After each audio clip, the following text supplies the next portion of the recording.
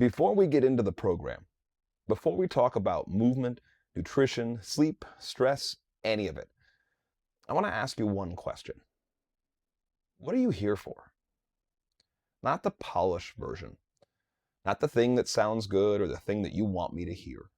The real answer, the one that lives underneath, I want to get healthy or I want more energy. Because those are starting points. They're not destinations. If we begin a 12-week journey without a real destination in mind, we're not traveling. We're just moving. I've worked with people for 20 years on their health.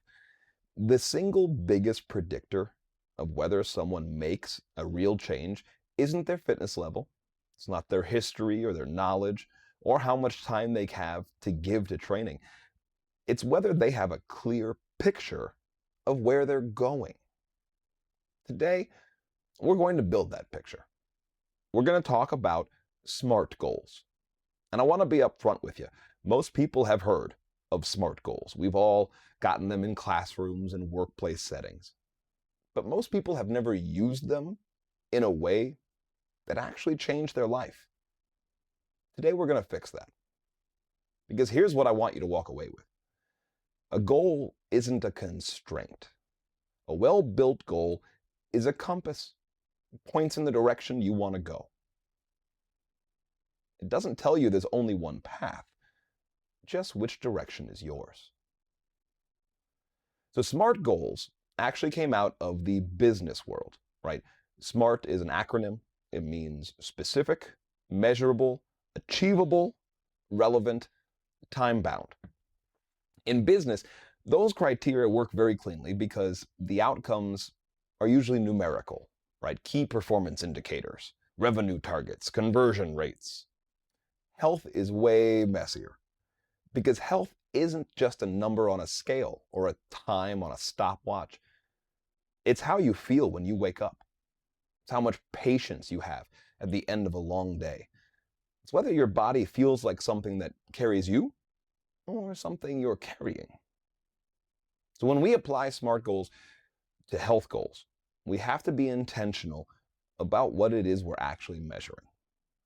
The most important outcomes in health, your energy, your mood, your resilience, the quality of your daily experience, those don't always show up in the obvious metrics.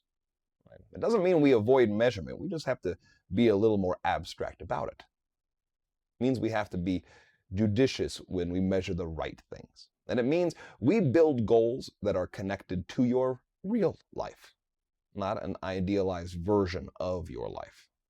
That's that renegade humility, looking at where you truly are. If someone asked me how to get to Winchester, Virginia, you know what the first person I'd ask them? First question I'd ask them? Where are you? Because when I'm giving directions, I need to know a starting point. That's what this goal-setting worksheet is about. Now, John C. Maxwell is a leadership guru. I'm going to talk about him a lot because he was influential in building my own mentality, my own life. Right? He talks about the law of intentionality. Growth doesn't just happen. It happens because you decided it would. And because you got specific about what it looks like to actually achieve. Today is that decision point. So let's break it down, right?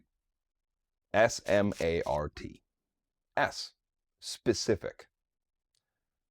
I want to be healthier is a wish. I want to have enough energy to get through my workday without a 3 p.m. crash. That's a goal. The difference is specificity. Specific goals tell your brain what to aim at.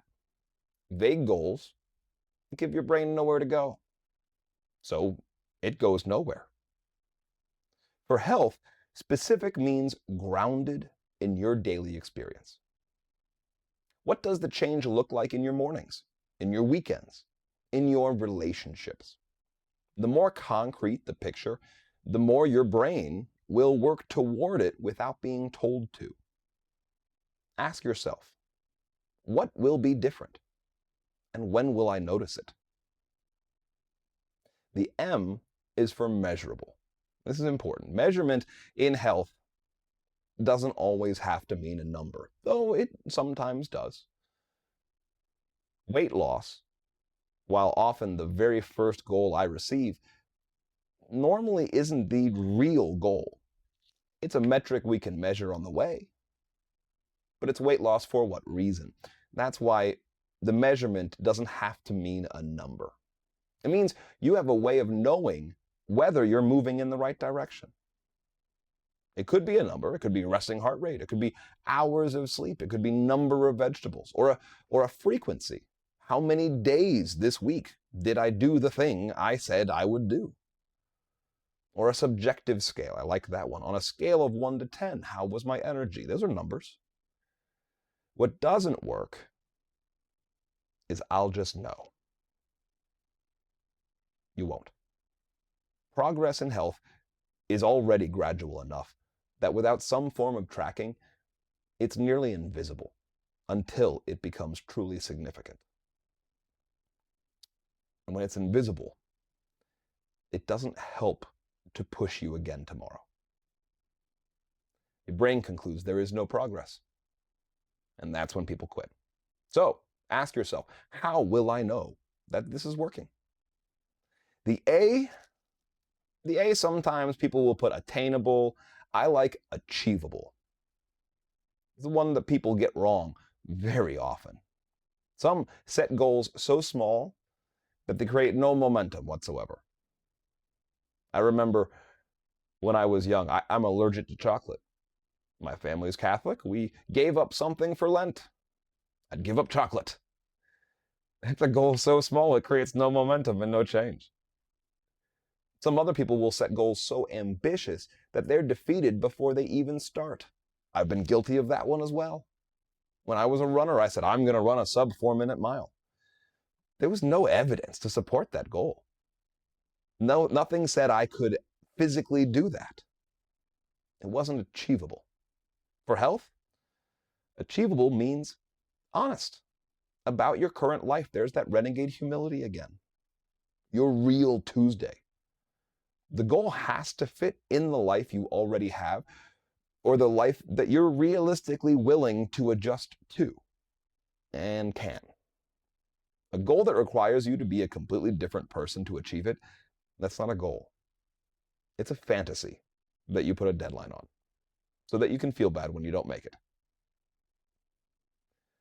At the same time, achievable doesn't mean comfortable. The goal should stretch you.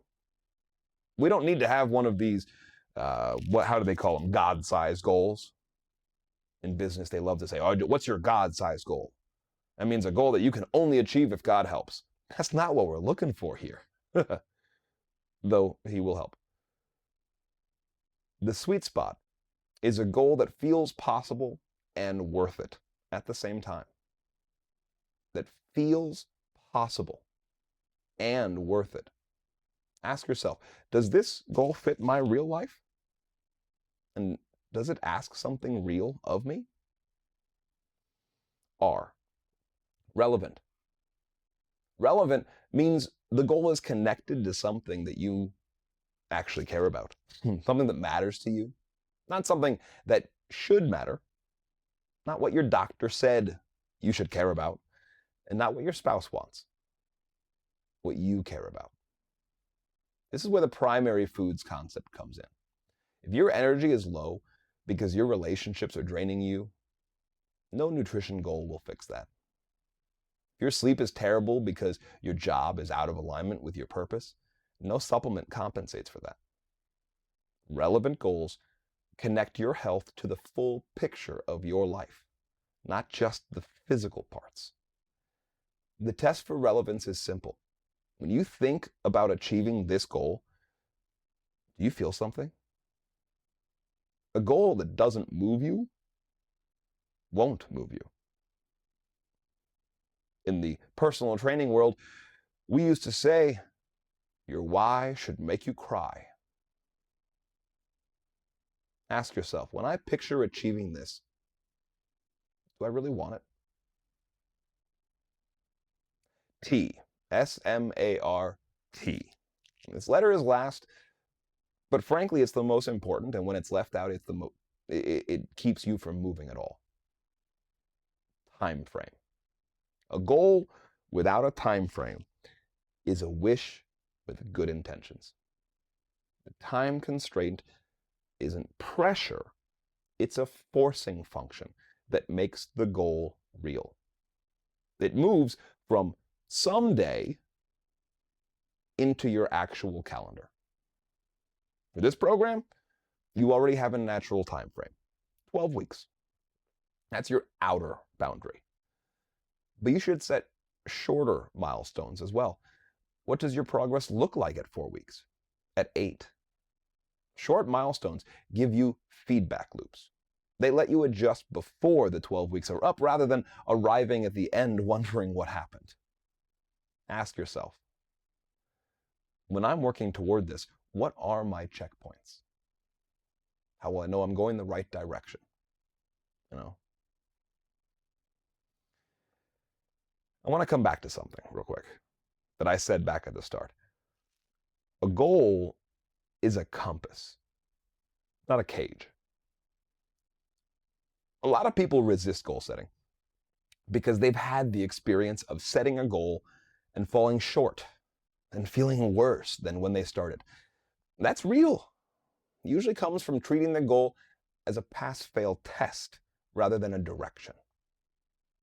A compass doesn't tell you there's only one path north.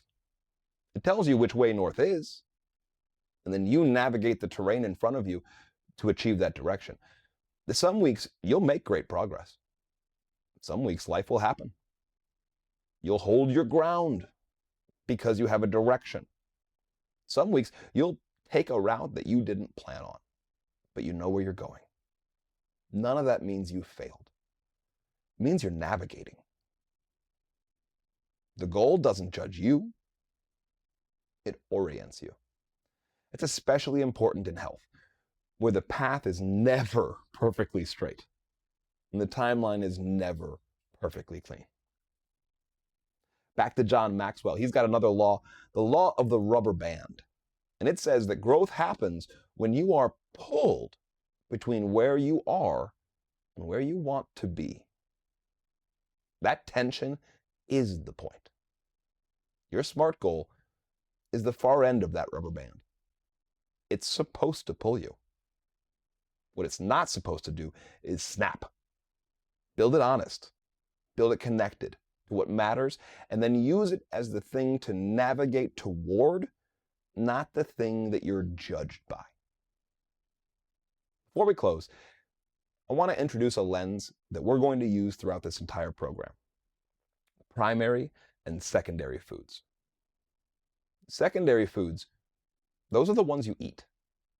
Nutrition, macros, vegetables, protein, water, all of it does truly matter, and we're going to spend real time on it. However, primary foods, and they're called that for a reason, are everything else that nourishes you. Your relationships, your sense of purpose, your environment, your relationship with movement, your joy, your inner life. These are called primary because when they're in place, eating well becomes almost natural. When they're broken, no amount of clean eating can fully compensate. Hold both of these in mind when you're building your SMART goals today. Some of your goals will be physical and measurable. Great. But set at least one goal that's about your primary foods, about how you want to feel, how you want to show up, what you want more of in your daily experience. Because homeostasis, you're going to hear that a lot, the destination we're all working toward in this program, it isn't just a physical state. It's a whole life state. Your goals should reflect that. Your homework is in 2 parts on the sheet I'm sending you. The first set, it's a guide. It walks through each letter of the SMART, S-M-A-R-T, with health-specific questions that we just covered. It's for you to keep. Refer back to it. The second part is your actual worksheet. Write 2 goals. Try and get it done before our next session. One connected to your physical health, but then one connected to those primary foods. Something about how you want to live, not just how you want to look or how you want to perform. Write them by hand, if you can. There's real research behind the idea that handwriting goals commit differently than typing it. The slower pace forces clarity. And here's the one question I want you to sit with while you're writing it. What would change in my daily life if I achieved this? I'll even adjust that one more way. What will change in my daily life when I achieve this? If the answer excites you, that's a real goal. If the answer is, I guess I'd feel better, keep digging. There's something more, something a little more specific underneath. Bring those goals to week 1. We're going to use them. Have a great day.